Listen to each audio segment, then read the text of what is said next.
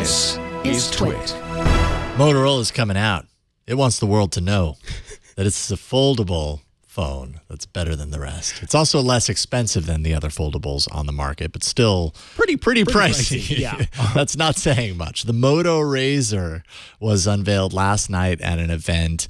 It's a total nostalgia play that kind of attempts to reside firmly in the future, even though it's kind of living in the past a little bit. Yeah. But I'm very curious to know your take on this. It has a clamshell design similar to the original Motorola RAZR from 2014 in some ways. 6.2-inch OLED display on the inside. It has a 2.7-inch quick view outer display that does things around notifications, music control, selfie display if you're taking a picture of yourself, that sort of stuff. It has a 16-megapixel camera underneath that outside display. So you've always got that camera visible and everything. But man, when you flip it, like it's got the whole flipping mechanism that we remember from the old school Motorola RAZR. It's so pretty. And inside, when it flips out, so that display is one continuous display. And I thought this was really interesting. There was a phone way back when in 2015 called the Droid Turbo 2, and it had something that Motorola was touting at the time. It was kind of new, called Shatter Shield. And it was a kind of a tackier, more plastic feeling display. It's not glass, but it could withstand almost anything. Like I think, the thing that penetrated through it was like a pickaxe, you know what I mean? But you drop it on the ground and everything, it wouldn't scratch up. You could hardly even puncture through it.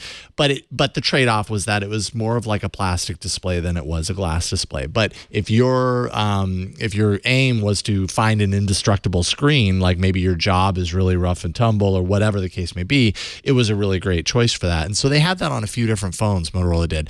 And I guess in creating this along the way, like their original vision was not necessarily to do a nostalgia play. They just started playing around with kind of foldable concepts and started to realize that, and some of the same people from the original RAZR are on the current team, started to realize that the design points that they were hitting were kind of veering closer and closer to that original design. And they were like, wait a minute, we could do something with this and totally bring it back. And so they're taking that Shatter Shield screen, and the hinge that they've got created around this makes it so that, like on the Samsung Galaxy Fold, the big complaint is that when you fold it time and time again, you get that crease, that really ugly crease. And what does that do for the display over the course of a couple of years? Is the display going to start, breaking down at that point? Because, I mean, you can only crease so many times. Right. And that's not good for durability. Well, Motorola's done their own approach on the hinge. I can't remember what they call it. They have a fancy name for it. Yeah, it's something where there's no... Oh, man, I forgot too. Yeah, I thought I wrote it down here, but it's not in here. But basically, it does this sort of thing where the hinge kind of moves out of the way so that the display can curve into it. So the display, even though the phone collapses flat, the display is never cinching. It's never creasing. It's always just keeping its round structure. And so if you remember a couple of weeks ago, they did a little promotional thing out on social media to like tease ahead to this announcement, and it was this super up close like hinge mechanism that no one could figure out. That's what they're showing off in that thing, because we just didn't know what exactly we were looking at. So yep, there's the hinge right there. There you can find some videos online that kind of show it in movement, and it's really interesting to watch it move because it never does the crease. Zero gap hinge. I'm sure reviewers are going to have a field day trying to test this out because of all of the bad stuff that happened with the Galaxy Fold during its initial launch. Can particulates or can stuff get in behind the display and warp it? We don't really know that yet, but Motorola seems pretty confident in it. And I don't know, it's an interesting looking phone. It's cool looking. Yeah, it's nice to kind of go back to that old design. Now, were you a Motorola RAZR I did have a user RAZR back in the day? Yeah, I had a RAZR. 2004, I think it was when it debuted. And it was that, I can't remember who I was talking to, maybe even you, but it's that phone where after you have a heated conversation, then you fine, slap it down. Yeah. Yes. I wouldn't do that with this one, though, because you're going to spend a lot of money on it, and then you are going to be closing a full screen display. But there's something, so I don't know that I'm super big on the idea of a a phone that's super thin and then you unfold it into a tablet. Yeah. But this fold up thing into just a normal sized phone, but fold down into something that's even more pocketable. It's kind of neat. It's like it folds down into not quite a square, but nearly a square. Nearly a square, and definitely pocketable. It looks like, anyways. Very cool. So price. We haven't even mentioned the price.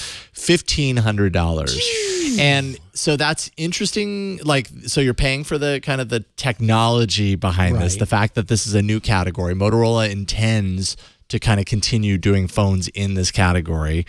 I guess that depends on how successful it is. They're banking on the fact that it will be because it was such a successful phone, years and years ago. The problem here, it kind of breaks down a little bit when you start to look at some of the specifications inside. No 5G, which, I mean, whatever, I can kind of understand that. Snapdragon 710, which is a processor from 2018.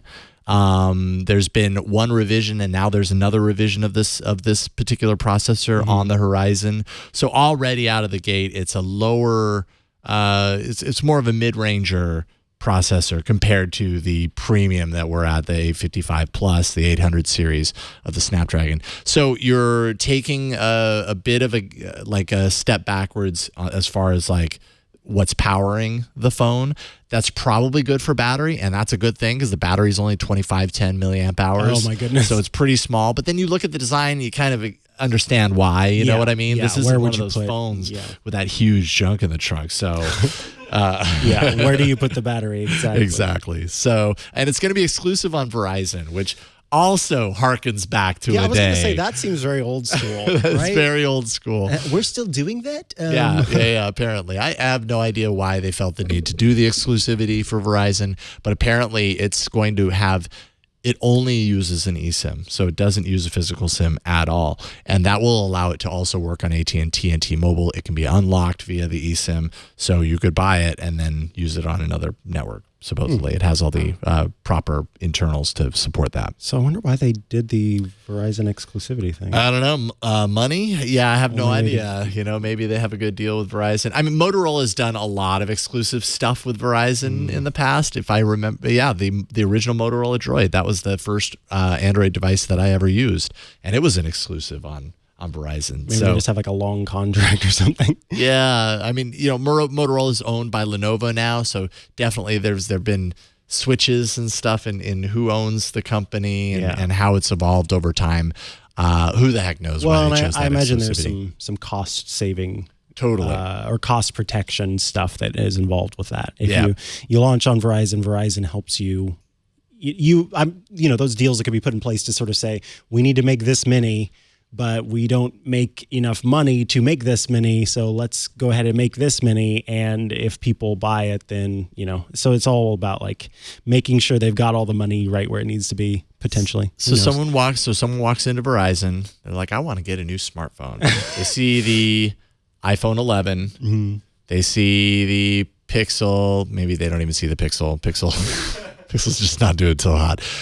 Really? Well, I mean, it's doing okay. It's not delivering in the same way that Apple's iPhones are. Samsung Galaxy. So Samsung, they see the Samsungs, and then they see this one, and this one's more expensive than the Note. Do you really see people like spending $1,500 on this? I don't. No. I love this. Yeah. But I think it's too expensive. Yeah. This is barely a nerd phone. Like the folks that I know who would be into this thing are not going to be able to spend $1,500 on a device that's not even the most premium option that's available. Yeah. It's a huge nostalgia play. It feels a little bit kind of silly. I think it's cool. As I've seen multiple people make the same joke on Twitter, which is that they say, I don't not like it. And I've genuinely seen so many people say that, or I don't not want it. Yeah. And so folks think it's cool, but $1,500 cool? It's pricey. I mean, that's a lot of money to spend on a smartphone. I mean, and we feel that way about like the premium of the premium. You know what I mean? The top of the line iPhone, the top of the line Samsung. We feel like $1,000, $1,100. Like that's a lot to spend on a smartphone, let alone something like this. Like I feel like these feel like